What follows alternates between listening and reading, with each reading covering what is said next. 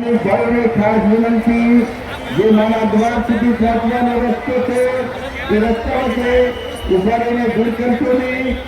જ્યાં ત્યાં શ્રીફળ વધેવું નહીં.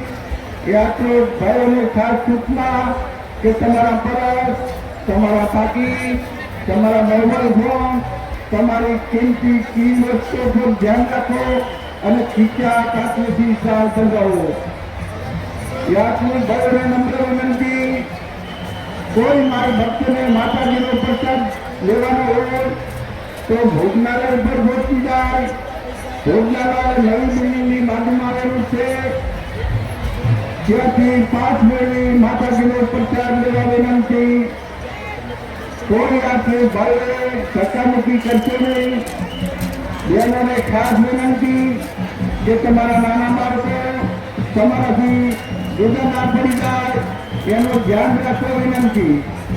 એ આજથી ભાઈઓને ખાસ સૂચના કે જે માતાજીના દ્વાર સુધી પહોંચવાનો રસ્તો છે એ રસ્તો વચ્ચે ઉભા રહીને ભૂલ કરશો નહીં. ધીરે ધીરે આગળ વધો, જેથી કરી બીજા મારા ભક્તોને દર્શનનો લાભ મળે.